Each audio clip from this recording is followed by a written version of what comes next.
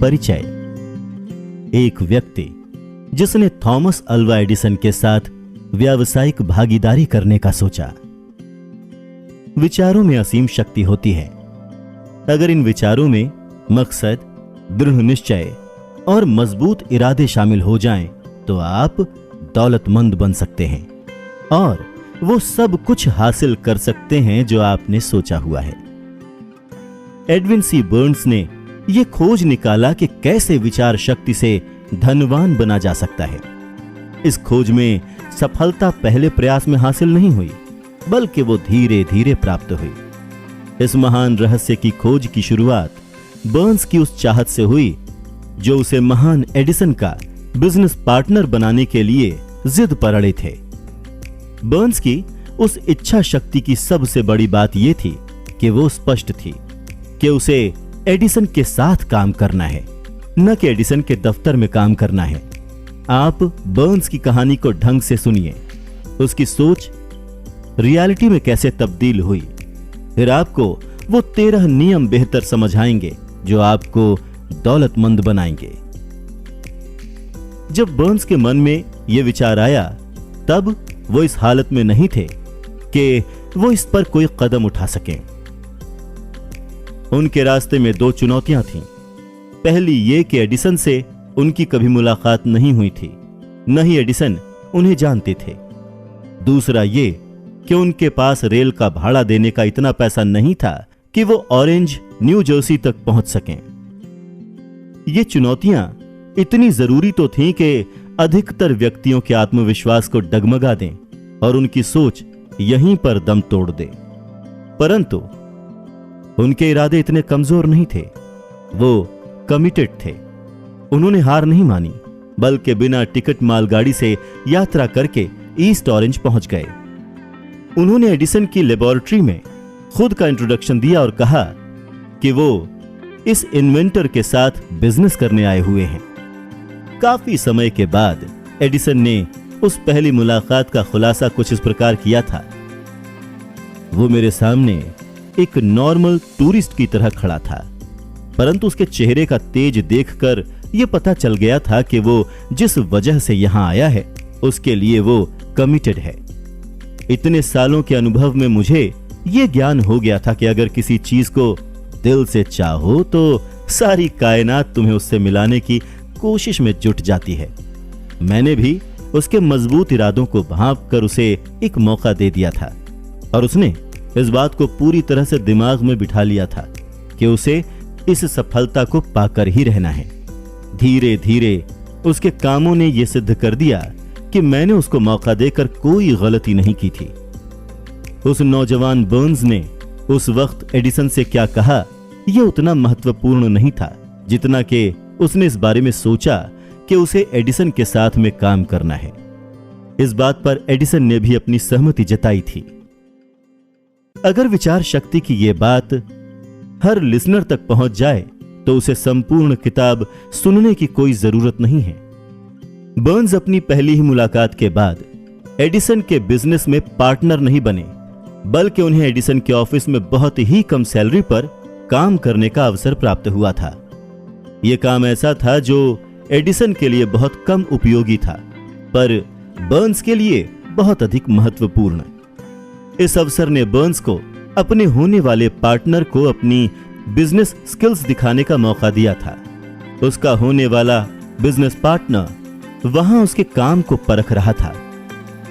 कई महीने बीत चुके थे, पर इनडायरेक्ट रूप से ऐसा कुछ भी नहीं हो रहा था जिससे बर्न्स अपने उस निश्चित लक्ष्य तक पहुंच सकें जो उन्होंने अपने दिलो दिमाग में संजो के रखा था।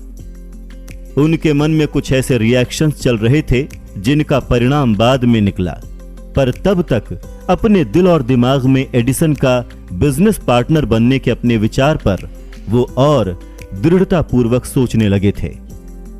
साइकोलॉजिस्ट ने यह सही कहा है कि जब कोई विचार दिमाग पर हावी हो जाए तो वो वास्तविकता में आपके सामने प्रकट हो जाता है।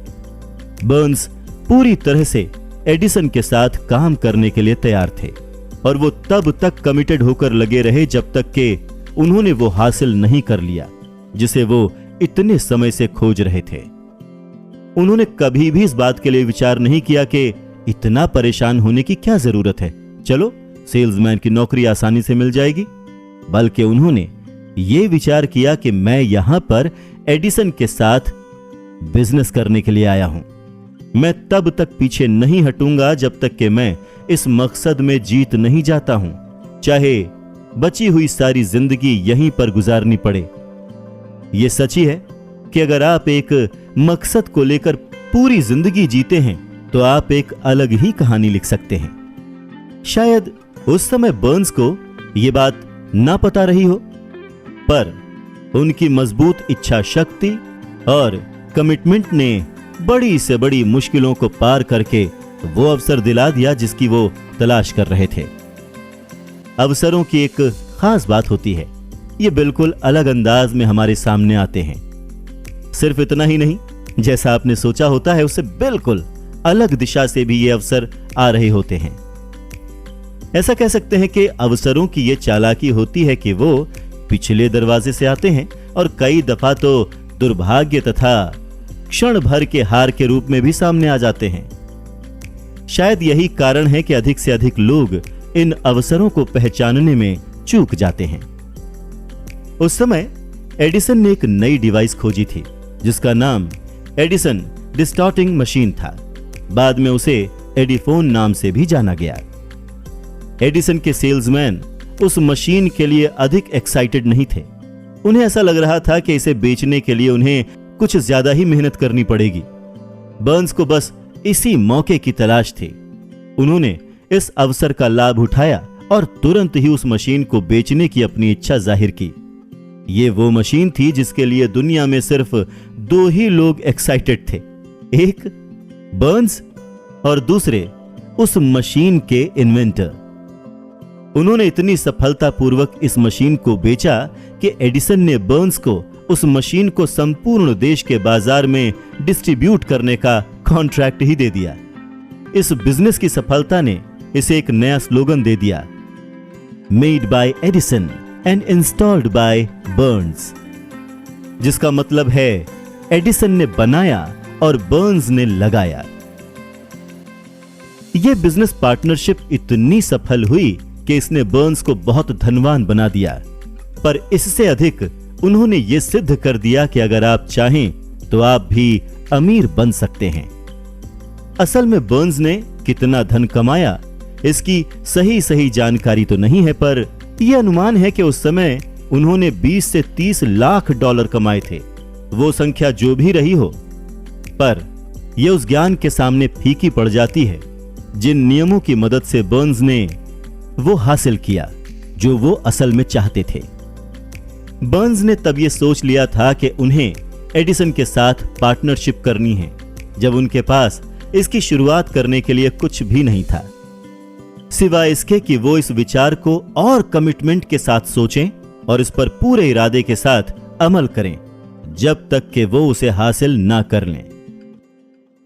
उनके पास जरा सा भी पैसा नहीं था, वो बहुत ज्यादा एजुकेटेड भी नहीं थे, यहां तक कि उनके पास कोई पावर भी नहीं थी, पर उनके पास साहस था, विश्वास था और इच्छा शक्ति थी कि वो जीत सकते हैं।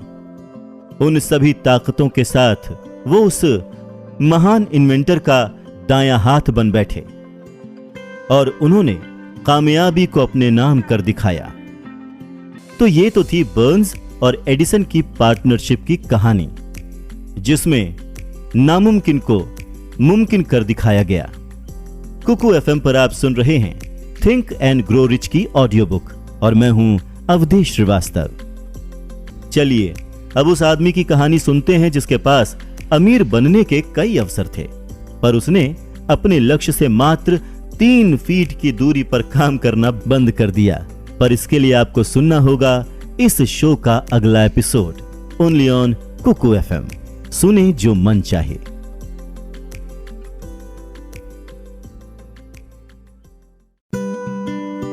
सोना सिर्फ 3 फीट दूर था। एक टेम्परेरी हार पर प्रयास करना छोड़ देना असफलता का सबसे आम कारण होता है। हर किसी को कभी ना कभी इस गलती का एहसास जरूर होता है। आयूं डर्बी जो बाद में देश के सफलतम बीमा एजेंट बने, वो अपने अंकल की ये कहानी बताते हैं कि उस समय सोना यानी कि गोल्ड के पीछे लोग पागल थे। तब उनके अंकल को भी दूसरे आदमियों की तरह गोल्ड का भूत सवार हो गया था और वो पश्चिम की तरफ सोना खोजने और अमीर बनने निकले। उन्होंने कभी ये नहीं सुना था कि दिमाग सबसे बड़े सोने का निर्माता है, न कि जमीन। वो खुदाई करने के लिए निकल पड़े। बेशक ये मुश्किल था, पर गोल्ड की उनकी भूख निश्चित थी। कई हफ्तों की मजदूरी के बाद उन्हें एक चमचमाता हुआ ओह प्राप्त हुआ। उन्हें इस ओह को बाहर निकालने के लिए मशीन की जरूरत पड़ी, जिसके लिए वो तुरंत अपने घर विलियम्सबर्ग, मैरीलैंड वापस आ गए। अपने रिश्तेदारों और पड़ोसियों को इस सफलता के बारे में समझाया। उनकी बातों ने सबको अट्रैक्ट कर लिया था और सभी ने मिलकर पैसा इकट्ठा किया और उस मशीन को खरीदकर उसी खान में भेज दिया। डर्बी और उसके अंकल फिर से उसी खान में काम करने पहुंच गए। जब उस चमचमाती धातु की पहली खेप गलाने और शुद्धिकरण के लिए भेजी गई, तो उसका परिणाम देखकर उन्हें इस बात का विश्वास हो गया कि कोलार्डो की सबसे बड़ी खान उनके पास ही है। उनकी उम्मीदें तूफान की तरह दिन प्रतिदिन बढ़ती जा रही थीं। तभी अचानक कुछ ऐसा हो गया कि उस सोने की खान से सोना गायब हो गया। वो डिप्रेशन और निराशा के चरम पर पहुंच गए। उन्हें उस खान में कहीं सोना दिखा ही नहीं। वो उस सिरे को पाने के लिए कुछ प्रयास करते रहे। उन्होंने उस सिरे को पाने के लिए बहुत प्रयास किया, पर सफलता हाथ नहीं लगी। अंततः उन्होंने उस मशीन को बेच देने का निर्णय ले लिया। वो एक कबाड़ी को सिर्फ कुछ $100 में उस मशीन को बेचकर घर वापस आ गए। आपने सुना होगा कि कुछ कबाड़ी सच में बेवकूफ होते हैं, पर वो व्यक्ति उनमें से एक नहीं था। उसने दिमाग लगाया और एक खनन इंजीनियर को वो खान दिखाने के लिए बुलाया। उसने ये देखकर अनुमान लगाया कि सोने का सिरा सिर्फ 3 फीट नीचे पाया जा सकता है, जहां से डर्बी और उसके अंकल ने खुदाई रोक दी थी। और सच में हुआ भी वही। वो कबाड़ी उस खान से निकले ओर की वजह से करोड़पति बन गया था, क्योंकि वो जानता था कि किसी काम को छोड़ने से पहले किसी स्पेशलिस्ट की सलाह लेना जरूरी होता है। उस मशीन को खरीदने के लिए रिश्तेदारों और पड़ोसियों से पैसा लिया गया था, जिसका भुगतान डर्बी ने किया था, क्योंकि उन लोगों को उस नौजवान पर विश्वास था। डर्बी को उस मशीन का सारा भुगतान करने में कई वर्ष लग गए थे। इतना लॉस होने के बाद वो इस गम से तब निकल पाए जब वो एक बीमा कंपनी में बीमा एजेंट बन गए और उन्हें पता लग गया कि इच्छा शक्ति के दम पर सोना बनाया जा सकता है। वो उस घटना को भूले नहीं थे जिसने उनकी जिंदगी बदल दी। वो असीम दौलत से मात्र 3 फीट की दूरी पर प्रयास करना छोड़ चुके थे। डर्बी को उस अनुभव से बहुत लाभ हुआ। उन्हें पता चल गया था कि किसी की ना का मतलब ना हो ये जरूरी नहीं। उन्होंने काम को बीच में छोड़ने की अपनी आदत को हमेशा हमेशा के लिए छोड़ दिया था और उन्होंने ये तय कर लिया था कि उन्हें तब तक कोशिश करनी है जब तक कि सोना ना निकल आए, यानी कि जब तक वो सामने वाला आदमी हां न कह दे। सफलता का रास्ता कुछ टेम्पररी असफलताओं से होकर गुजरता है। अधिकतर लोग काम को बीच में ही एक असफलता के बाद छोड़ देते हैं। उन्हें पता होना चाहिए कि असफलता सिर्फ एक कॉमा है, एक हर्डल है, हार नहीं। अमेरिका के लगभग 500 सफलतम व्यक्तियों ने यह स्वीकार किया है कि उन्हें सफलता तब मिली जब हार उनके बिल्कुल नजदीक थी। असफलता इस मामले में बहुत चालाक है। वो लोगों के मन भटकाने के लिए अक्सर तभी आती है जब सफलता बहुत नजदीक होती है।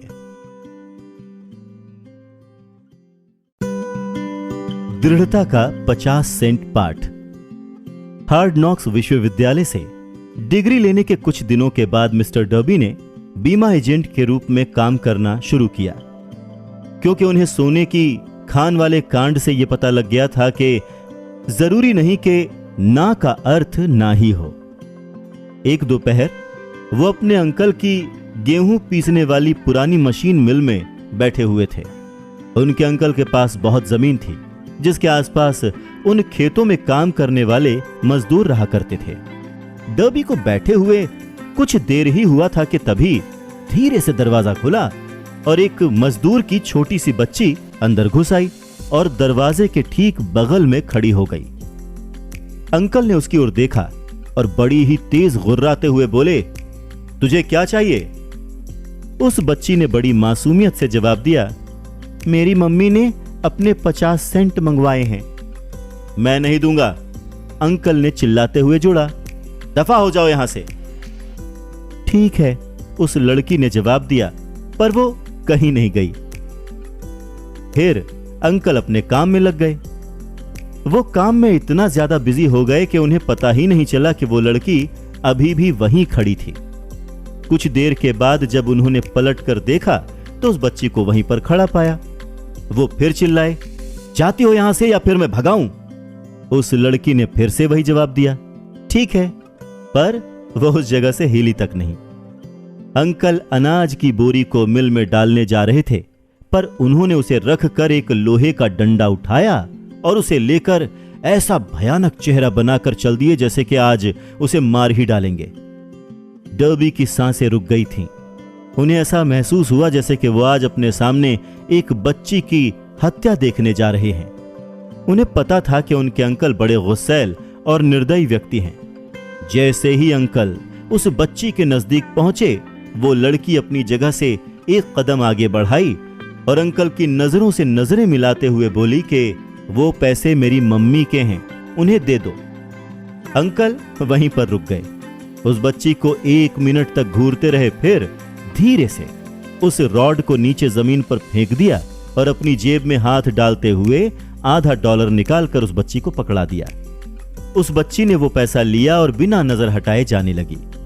उसके जाने के बाद अंकल एक बॉक्सनुमा चबूतरे के ऊपर बैठ गए और खिड़की से आसमान की तरफ 10 मिनट तक निहारते रहे और शायद इस घटना के बारे में सोचते रहे। मिस्टर डर्बी भी यही सोच रहे थे। उन्होंने पहली बार ऐसा देखा था कि खेतों में काम करने वाले किसान की बेटी ने अपने से बहुत बड़े और ऊंचे व्यक्ति का इतनी दृढ़ता या फिर साहस के साथ सामना किया। आखिर उसने ऐसा क्या कर दिया कि उनके अंकल का सूर्य के समान क्रोध चंद्रमा के समान शांत हो गया था? इस बच्ची के पास आखिर ऐसा कौन सा जादू था जो उसने इतने बड़े आदमी पर चला दिया? डर्बी का दिमाग इन्हीं सवालों के चारों तरफ घूम रहा था, पर उन्हें कोई ठीक ठीक जवाब मिल नहीं रहा था। जानते हैं, डर्बी ने उस असामान्य घटना के बारे में लेखक को उसी पुरानी मिल में ले जाकर बताया था, ठीक उसी जगह पर जहां उसके अंकल बैठकर खिड़की के बाहर झांकते हुए आसमान की तरफ देख रहे थे। हम लोग उसी पुरानी मिल में खड़े थे जो अब किसी काम की नहीं रह गई थी, और डर्बी फिर से उसी को दोहराते हुए प्रश्न कर बैठे कि आखिर उस बच्ची के पास ऐसी कौन सी विचित्र शक्ति थी जिसने मेरे अंकल के इरादों को एकदम से बदल दिया। इस सवाल का जवाब इसी किताब में एक सिद्धांत के रूप में बताया गया है। इसका जवाब डिटेल में और पूरी तरह से देने की कोशिश की गई है। इस सिद्धांत में पूरी जानकारी है जिसको ठीक उस बच्ची की तरह कोई भी आदमी अमल में ला सकता है। अपने दिमाग को चौकन्ना कर लीजिए और यह समझने का प्रयास कीजिए कि आखिर वो कौन सी विचित्र शक्ति थी जिसने उस बच्ची का बचाव किया था। अगले चैप्टर में आपको इस असीम शक्ति की एक झलक दिखाई पड़ेगी। किताब में कहीं ना कहीं आपको यह पता लग जाएगा कि इस असीम शक्ति का अपने लाभ और जरूरत के लिए कैसे प्रयोग करना है। इस शक्ति की जानकारी अगले अध्याय में भी हो सकती है या फिर उसके बाद वाले में भी। यह एक अकेले विचार के रूप में भी आ सकता है या फिर किसी प्लान या फिर उद्देश्य के रूप में भी। फिर से आपको अपने भूतकाल में जाना पड़ सकता है जब आपने कुछ खोया था, आप हताश हुए थे। अब इस शक्ति को जानने के बाद वो वस्तु फिर से हासिल कर सकते हैं जो आपने खोई थी। मैंने डर्बी को यह बताया कि उस बच्ची ने बेइरादतन उस शक्ति का इस्तेमाल किया था, तभी श्रीमान डर्बी के मन में उनके 30 वर्ष की सफलतम बीमा एजेंट की राह एक एक करके फिल्म की भांति चल पड़ी।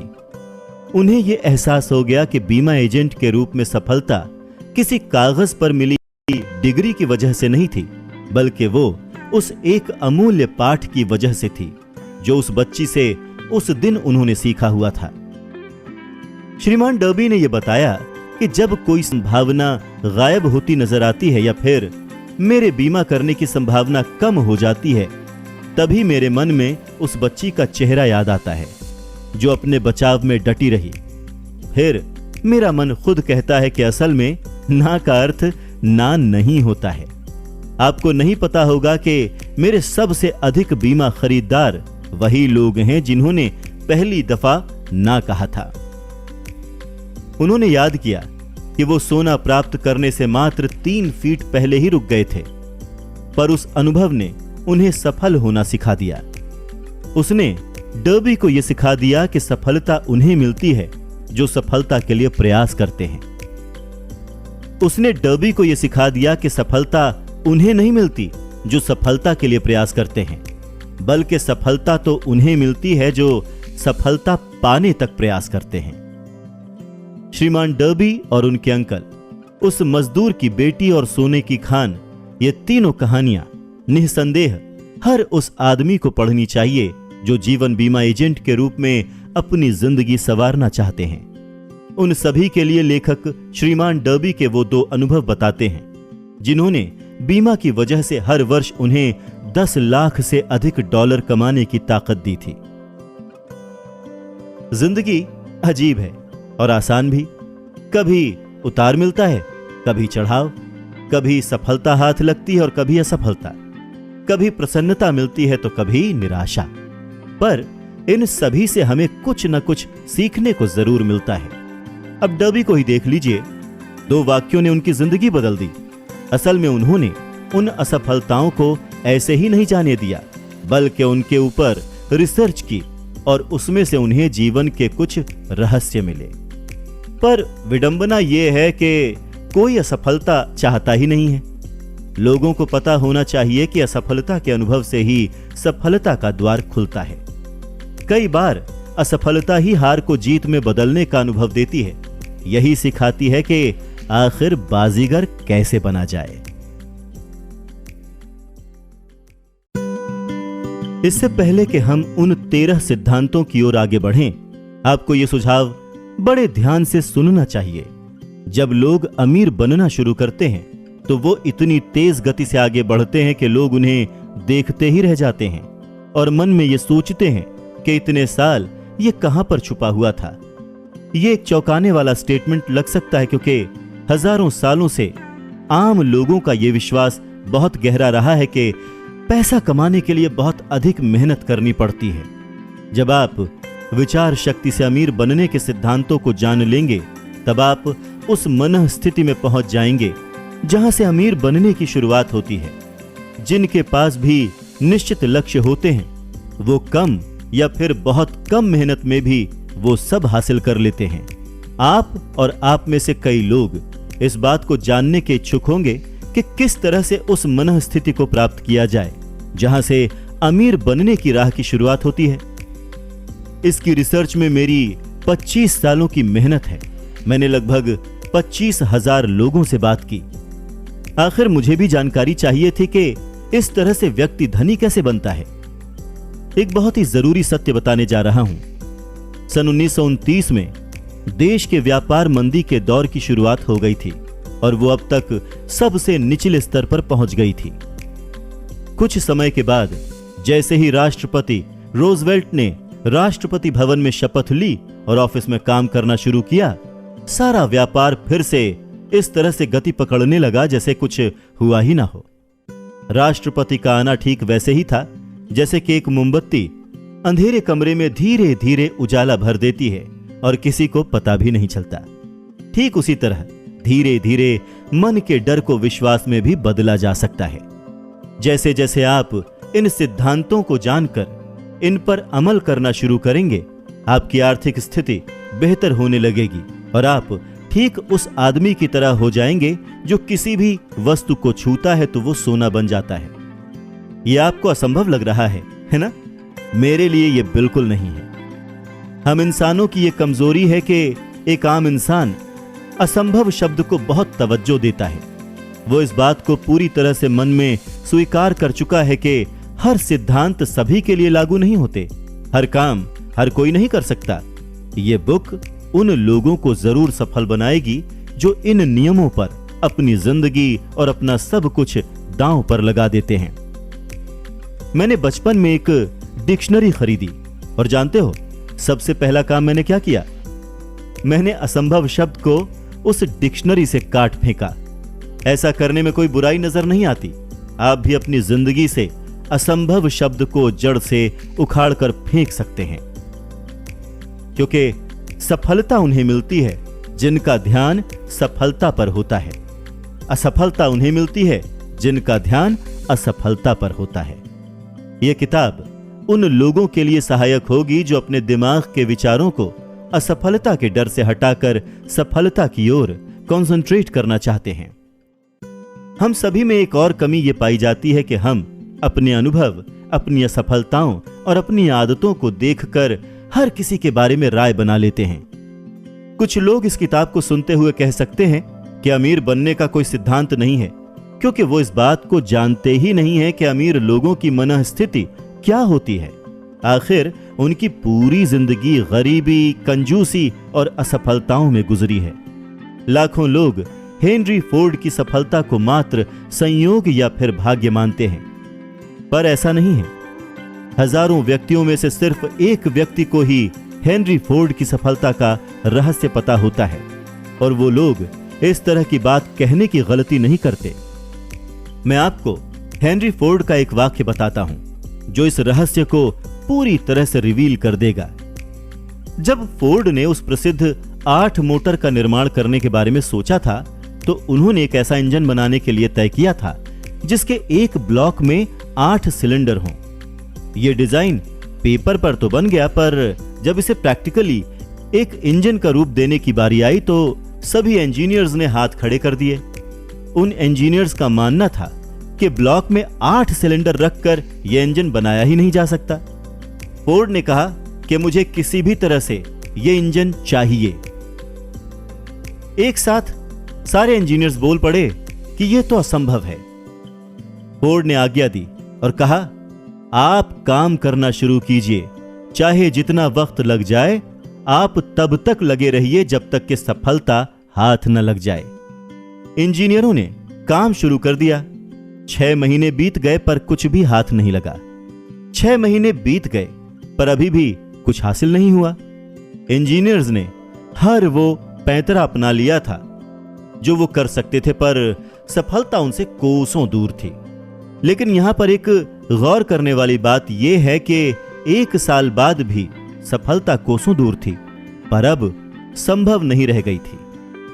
साल के अंत में फोर्ड ने सभी इंजीनियरों को फिर से बुलाया और कार्य की प्रगति पर पूछा। इस बार फिर से सभी इंजीनियरों ने एक साथ जवाब दिया कि हमें प्रोजेक्ट को जारी रखने का कोई रास्ता नहीं मिल रहा है। जाइए, फिर से काम पर लग जाइए, फोर्ड ने आज्ञा दी। हर हाल में मुझे यह इंजन चाहिए और मुझे विश्वास है कि आप इसमें सफल हो जाएंगे। वो सारे फिर से काम पर लग गए।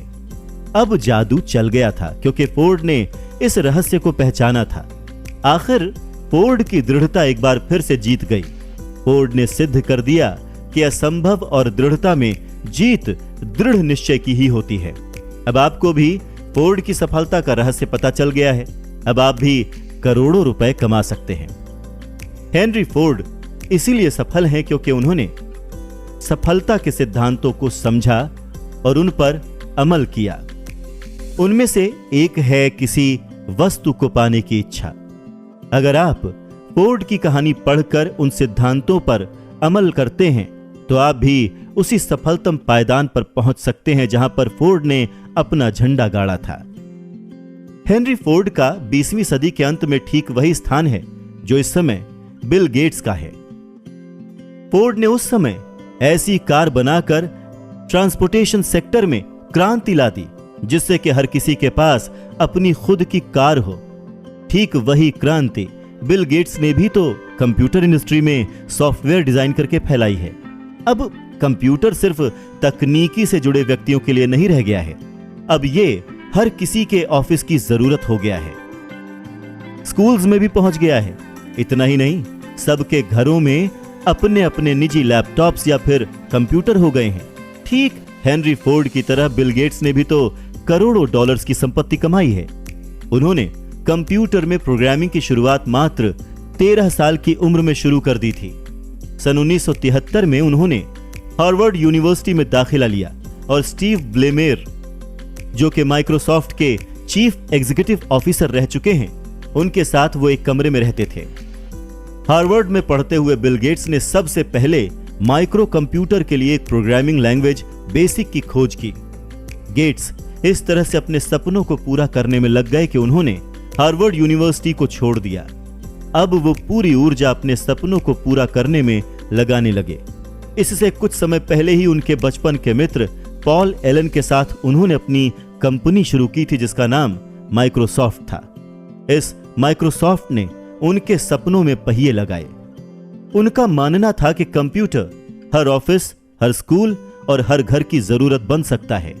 उनका यही निश्चित उद्देश्य माइक्रोसॉफ्ट की सफलता का मुख्य कारण बना। अपना सबसे मुख्य लक्ष्य हासिल करने के बाद बिल गेट्स रुके नहीं। वो लगातार कंप्यूटर और प्रोग्रामिंग में सुधार प्रति सुधार करते रहे। सबसे खास बात यह कि उन्होंने सिर्फ प्रोग्रामिंग के क्षेत्र में ही काम नहीं किया, बल्कि वो विश्व की सबसे बड़ी दान पुण्य की संस्था भी चलाते हैं, जिसमें उनकी सहायक उनकी पत्नी मिलिंडा हैं। आप अपने भाग्य के विधाता हो और अपने मन के राजा। जब अंग्रेजी कवि W.C. हेनले ने लिखा था, मैं ही अपने भाग्य का विधाता हूं और अपने मन का राजा, उन्हें उसी समय हमें यह कहकर बताना चाहिए था कि हम ही अपने भाग्य के निर्माण करने वाले हैं और अपने मन का संचालन करने वाले, क्योंकि हमारे पास ऐसी शक्ति है जिससे हम अपने विचारों पर काबू पा सकते हैं। उन्हें यह भी बताना चाहिए कि ये व्योम, पृथ्वी, चंद्रमा और इस पृथ्वी में रह रहे जीव जंतु या फिर चल रहे हम लोग सभी वस्तुएं ऊर्जा हैं, जो सबसे बड़ी ऊर्जा क्षेत्र से बंधी हुई हैं, जिसे हम असीम शक्ति कह सकते हैं।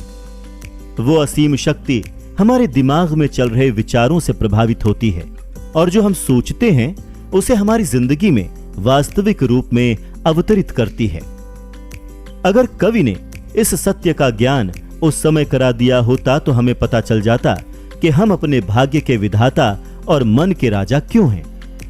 उन्हें यह जोर देकर बताना चाहिए था कि ब्रह्मांड की असीम शक्ति इस बात को नहीं जानती कि आप जो सोच रहे हैं वो अच्छा है या बुरा।